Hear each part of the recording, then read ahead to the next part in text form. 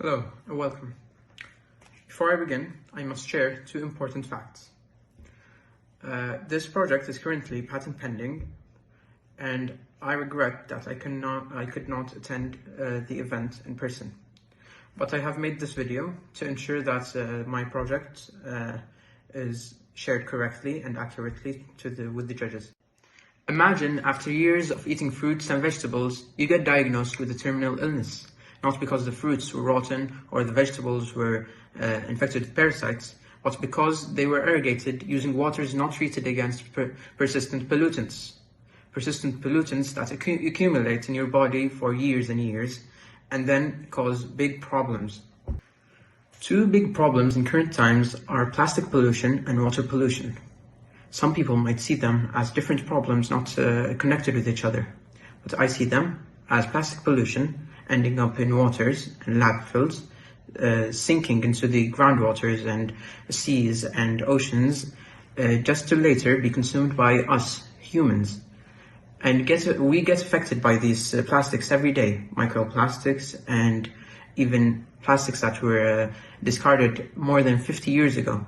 They end up in our foods, in our produce, in our waters, and we consume them every day without even noticing them. Traditional methods of treating such waters and removing such plastics from the sea are very costly and hardly scalable. Our technology aims to solve both these problems by upcycling PET waste into carbon filters. We first collected plastics, specifically PET, polyethylene triacylate, because it is more common in the types of plastics. They are found in many water bottles and food containers, but we first need to select the ones that we can use. We can't use any water bottles. We can't use any containers. We need to check that they are clean. After cleaning, they are shredded into three particle sizes for testing.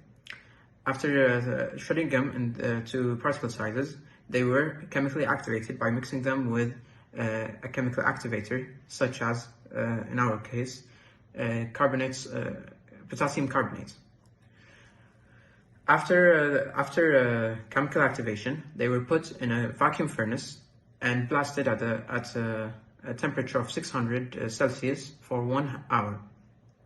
Some of the plastics and mixtures involved MOF 303, metal organic frameworks, for testing future works.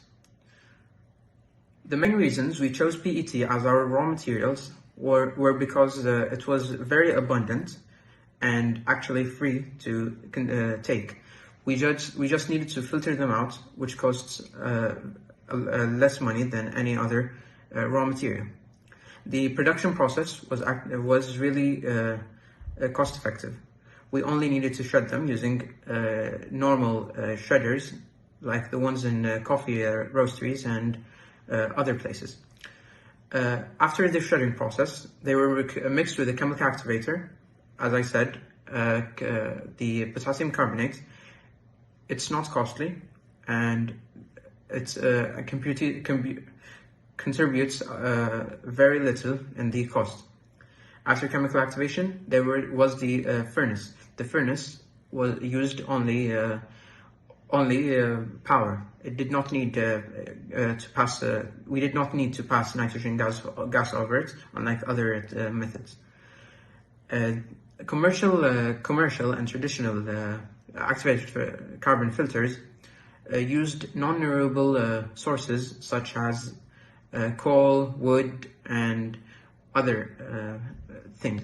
They also try to use coconut shells, egg shells, and pomegranate shells, but these all are not very scalable. Our method expects a reduction in price of 70 to 95% in cost. After shredding, we decided to take a chance and test the particle sizes on the removal efficiency of pollutants. So after the plastic was shredded, it was sieved through 3 particle sizes: 600 micrometers and 355 micrometers and 160 micrometers. After testing, it showed that smaller particle sizes make the pores better and the absorption better for the end material. After the material was ready for testing, we put it up against 3 pollutants: methylene orange, methylene blue, and ethanol. The product that was tested was in the 600 and 355 and 160 sizes. Each was tested against the pollutants. Methylene blue, with the activated carbon size 600 micrometers, achieved a removal efficiency of 49%. The 355 size achieved a removal efficiency of 66%, and the 160 micrometer size achieved a removal efficiency of 83%, which is a very good indicator that our product was working. The methylene orange, unfortunately, did not give us promising percentages because of the electrostatic repulsion. The ethanol also achieved a very high removal efficiency. In the 160 size, it's achieved a removal efficiency of also 83%, which is very promising. After the initial tests, we decided to test our product with the combination of MOF 303, metal organic frameworks. With the methylene blue at the size of 160, with a mixture of the MOF, it achieved a removal efficiency of 99.99%, which is incredible. We also tested it with ethanol. It achieved a removal efficiency of 89%, which is great, but not as great as the methylene blue. It enhanced the absorption, since metal organic frameworks are very known for their absorption, but at a lower cost since we were using very little of them. The breakdown for our costs were very promising. PET bottles cost 0, as we said earlier. We only just needed to sort them, which cost us very little. The chemicals used, the potassium carbonate, was very low in cost.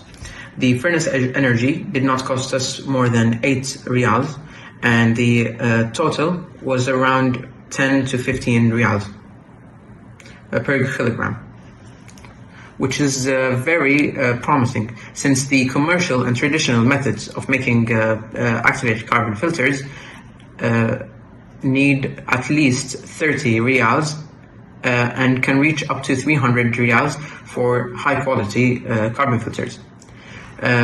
So we achieved savings of approximately 70 to 95%, which is incredible. Applications of our products include home filtration, irrigation filtration, water treatment plants, municipal treatments, and even product devices that you can use on the go.